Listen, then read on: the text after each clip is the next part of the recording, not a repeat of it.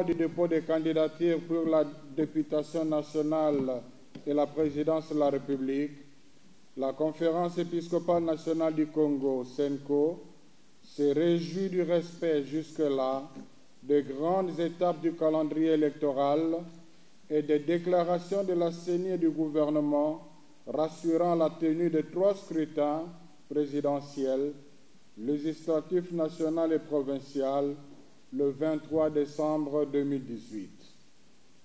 En même temps, elle est très préoccupée par l'inertie dans la mise en œuvre de certaines dispositions de l'accord du 31 décembre 2016, considérées comme des préalables nécessaires à la bonne organisation de ces élections, et par les déclarations de certains acteurs politiques qui nous éloignent davantage de la Constitution et de l'accord de la Saint-Sylvestre, unique feuille de route pour sortir pacifiquement le pays de la crise. C'est pourquoi, dans la perspective de la mission prophétique de l'Église, la CENCO a chargé le secrétariat général d'appeler les uns et les autres à un sens élevé de responsabilité pour ne pas manquer ce rendez-vous historique salutaire pour notre pays. Tout en reconnaissant quelques efforts fournis dans le sens de la décrispation du climat politique, la CENCO reste très insatisfaite tant que les cas emblématiques explicitement signalés dans l'accord du 31 décembre 2016 ne sont pas pris en compte par les gouvernants.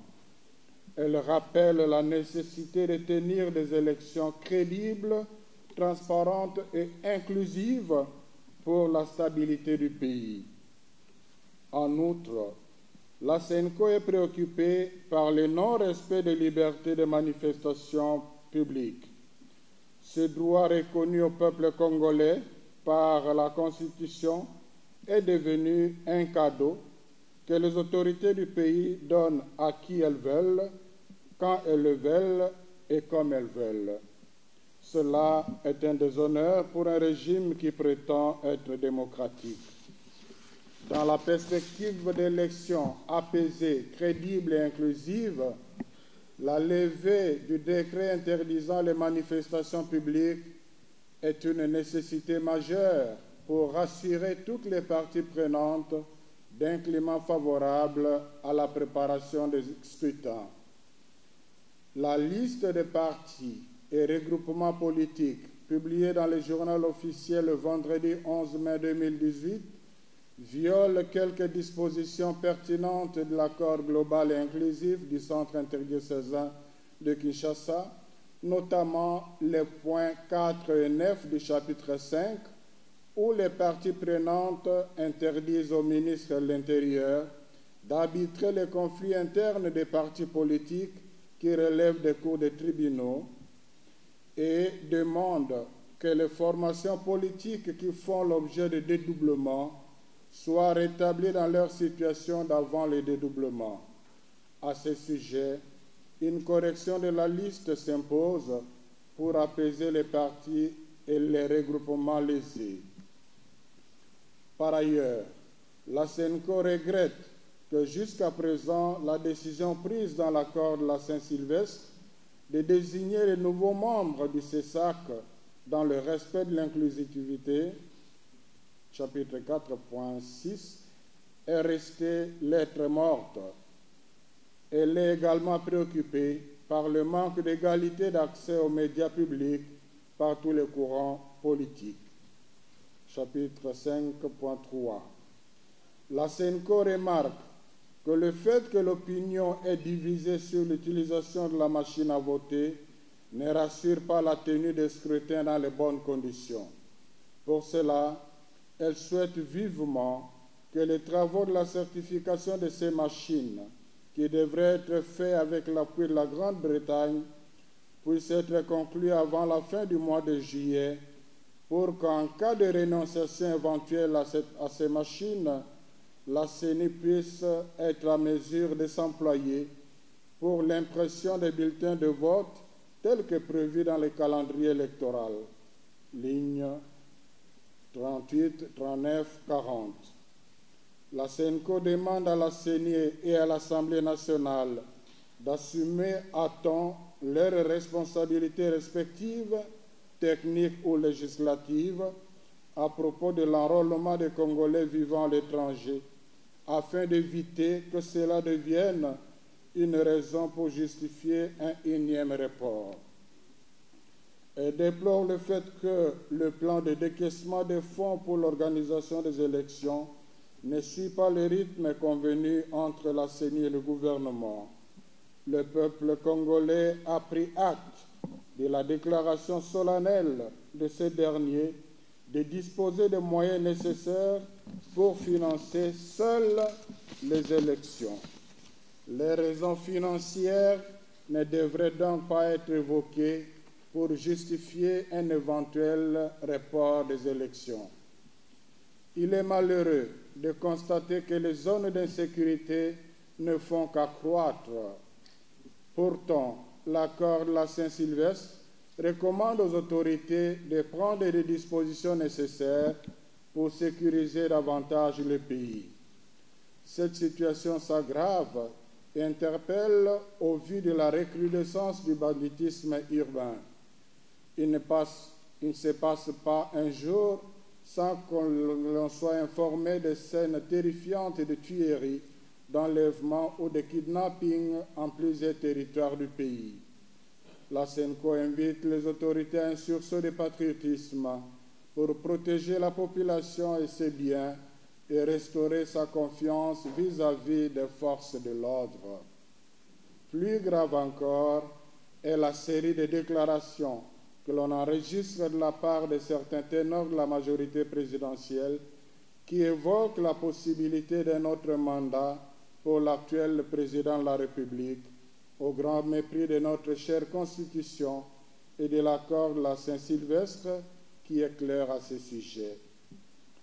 Ces propos, motivés par les intérêts de leurs auteurs et non du chef de l'État qui ne gagnera pas à être responsable de l'embrasement du pays, doivent être déconseillés par ceux qui aiment le Congo, car ils peuvent facilement déboucher sur des situations de violence préjudiciables pour la paix et la stabilité de la RDC et de toute la sous-région.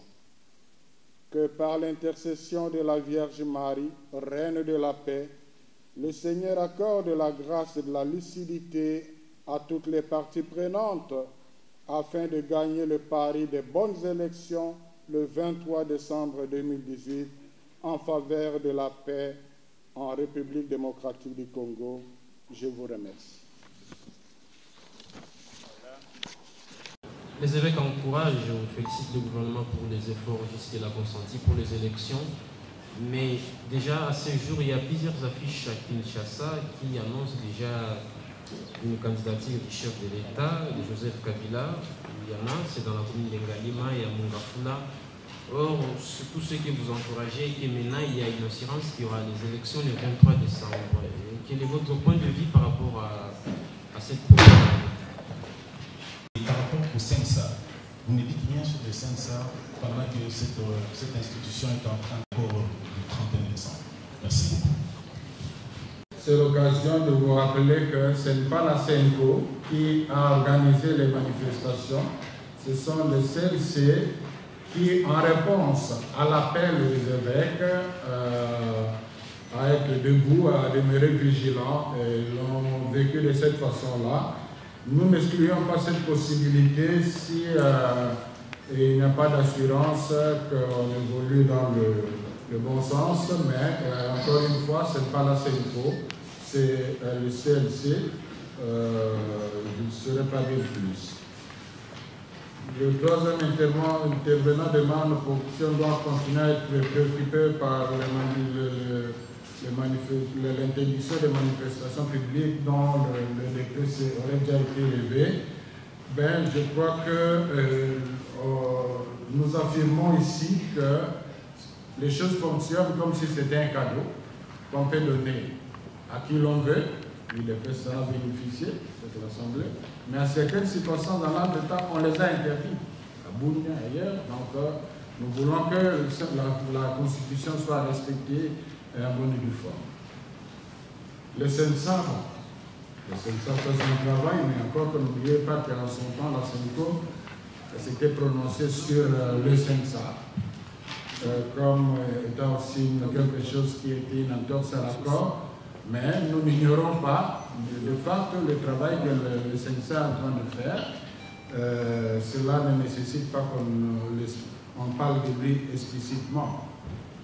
Les prisonniers politiques ou les exilés politiques ne reviendraient pas au pays, soit d'être libérés pour concourir aux prochaines élections. Quelle sera la position de la CENCO au cas où il y a élection et ça toutes ces personnes qui sont soit en difficulté avec la justice? Les évêques travaillent pour que les élections aient lieu.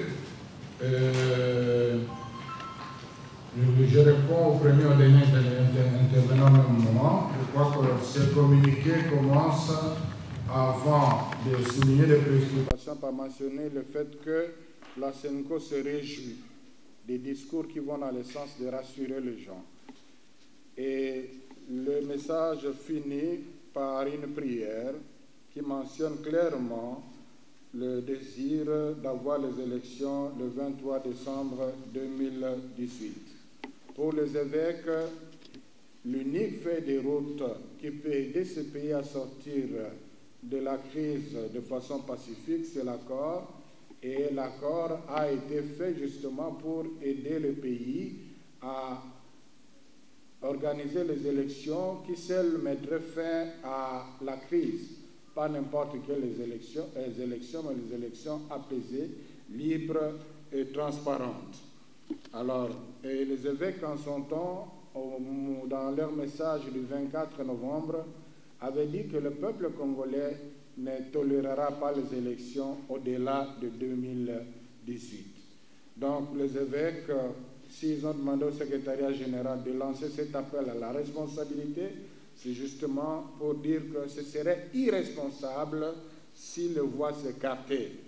D'où la réponse à la troisième question.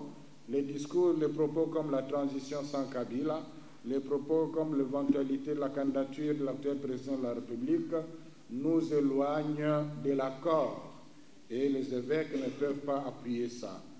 Que feront-ils si les exilés politiques ne retournaient pas?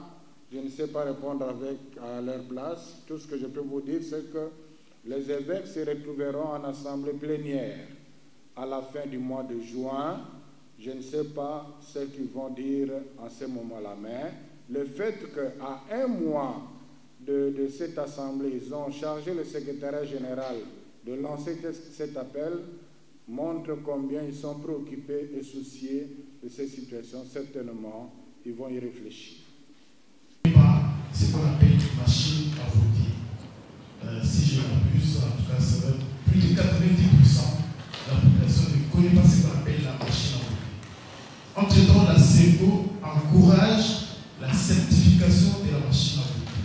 À quelle fin la CENCO encourage la certification de la machine à voter? C'est pour une population qui ne connaît pas cette machine, bien. Voilà la question. La crise politique qui traverse notre pays, ce n'est pas la première fois. À chaque fois, la CENCO fait des déclarations. Quel est maintenant, à part ces déclarations, les solutions que les évêques peuvent trouver pour résoudre la crise politique? Le problème de l'information, s'il y avait consensus, ce serait facile à faire. Parce que si l'Église était convaincue que la machine à voter est une bonne chose pour le pays, l'Église a les moyens pour que dans un bref délai, la population en soit informée. Si l'Église ne le fait pas parce qu'elle-même n'est pas encore assurée. Alors, au dernier intervenant, je rappellerai simplement la nature et la mission des évêques. La CENCO n'est pas une armée. La CENCO n'est pas une milice. La CENCO, c'est l'assemblée des pasteurs. Des pasteurs qui sont préoccupés par le bien-être de leur population. Les pasteurs qui ont compris que ce bien-être dans le contexte actuel de notre population doit passer nécessairement par un état de droit, par la démocratie. Et comme ce sont des prophètes, ils ne se tairont jamais, ils dénonceront toujours, ils annonceront toujours, en étant le plus concret possible comme ils le font maintenant, pour éveiller la conscience des uns et des autres.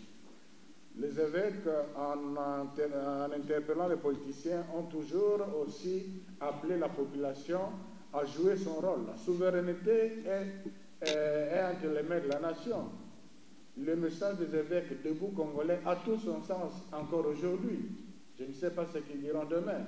Donc je dirais court, la SENCO n'est pas une armée, la SENCO n'est pas une milice, mais c'est l'assemblée des pasteurs qui veillent, qui travaillent, qui luttent au prix de leur vie pour le bien-être du peuple congolais. Au cas où, puisqu'il s'établit clairement qu'il n'y a pas élection, il n'y aura pas élection le 23 décembre, il y a l'école de Corina Alex, vous l'avez suivi, qui n'a pas encore reçu l'argent pour les élections.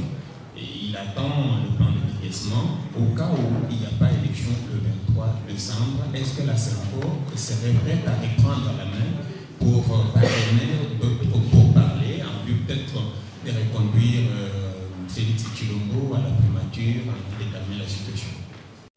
Et prévoit la SENCO, parce qu'aujourd'hui l'Église catholique est traitée de tout le nom. Et prévoit la SENCO concernant tous ces tueries. On a connu la mort de Thérèse et aussi.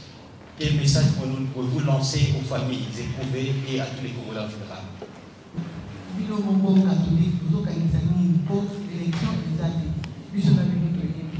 encore, ils ont respecté. La première question à propos des finances, nous avons dénoncé justement le fait que le plan de décaissement ne suit pas le rythme convenu entre la CENI et le gouvernement. En même temps, nous rappelons que le peuple a pris acte du fait de la déclaration solennelle du gouvernement d'avoir, de disposer de moyens financiers pour financer seul, donc sans l'aide de l'étranger, les élections. Ça signifie qu'il y a l'argent. C'est pour cela que nous disons que on ne pourrait pas dans l'avenir nous surprendre en disant qu'il n'y a pas d'argent pour organiser les élections, parce que dans notre temps on dit on n'a pas besoin d'aide parce que nous avons cet argent. Alors, quid s'il n'y a pas d'élection? C'est la même question qui revient. Je dis, nous croyons encore, je reviendrai à Lingala, nous croyons encore que s'il y a bonne volonté, qu'il y aura des élections. Quid s'il n'y en aura pas, bon, que pensera la SENCO? Je dis, les évêques vont se réunir. C'est sûr que s'ils n'ont pas cette certitude au moment de leur assemblée plénière ordinaire et que la situation évolue dans ce sens-là, je peux parier qu'il y aura une assemblée plénière extraordinaire. Donc, ce n'est pas le moment pour moi qui suis secrétaire de répondre avant que les évêques n'aient statué là-dessus. Ce que je suis en train de dire ici, ce sont des commentaires, une façon de redire ce que les évêques avaient déjà dit dans le passé. Chaque fois qu'il y a eu des tueries, la SENCO a toujours eu un mot à adresser aux victimes, aux familles des victimes. Donc si vous relisez les communiqués de la SENCO après les manifestations, après des assassinats gauche à droite, il y a toujours des condoléances présentées aux familles, l'invitation à la prière, l'interpellation du pouvoir en place. Et comme j'ai dit, la SENCO n'est pas une milice pour aller avec les armes ou les flèches, je ne sais pas moi. C'est sur le plan pastoral qu'ils interviennent et ils le font. Alors, ndeko et info lingala lobi, nous sommes éviter d'élections aux alatés. Bon, na éviter na éviter d'élections aux alatés. Ah, tous à Kolanda Seni lobi d'élections aux alatés.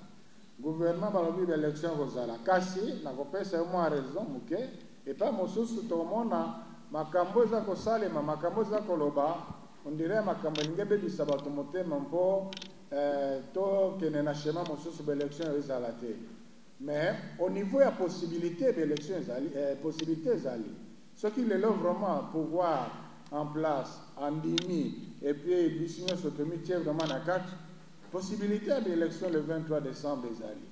Et bien, puisque pour le col à Batata Milimo, bango bazali kosala nyonso. Donc mbela oyo baza koboka lelo na monoko ngai secrétaire na bango ezali justement pour na ko rappeler que nzele ezani balete pour na komisa pays na crise.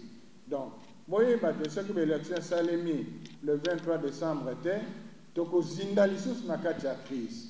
Wana ozala responsabilité nani? Bon, tokotala siko makambo na tango wana, mais tobosana te que peuple congolais moko azali muto yaji kosukisa makambo. Parce que pouvoir des politiciens, ils allaient pouvoir biso population de déléguer bango. Alors, na kosuka wana donc na ko affirmer le lote que l'élection gozarate biso na ndenge toza komona makambo soki volonté zali soki ba politique ba yoki oyo toti koloba sikoyo l'élection gozala sans problème. Ce qui peut être bon, est-ce que vraiment vous avez un intérêt? Il y a que zindisa lisusu. Mboka na kati ya crise. Bakamba mboka bongote. Donc biso za kozela élection pe élection malamu oyo kosilisa crise. Ntina ya mbele na biso lelo yango wana donc oyo baniba mema biso na nzela ya gauche, ya droite. Makambo ezali musika na constitution, makambo ezali musika na corps, ezali batu balingi mboka te. Ezali pe bato balingi chef de l'État te. Pamba te intérêt à chef de l'État ezali crise aussi là, yepa soki sana ndenge ya kimia. Mingi wana ezali bazali koluka positionnement na bango moko, pouvoir mbongo pona bango moko. Alors il y a une question sur les relations entre la SENCO et le chef de l'État, conformément à la Constitution et à l'accord de la Saint-Sylvestre, jusqu'à ce qu'on organisera les élections le 23 décembre, comme nous attendons. Il est le chef de l'État.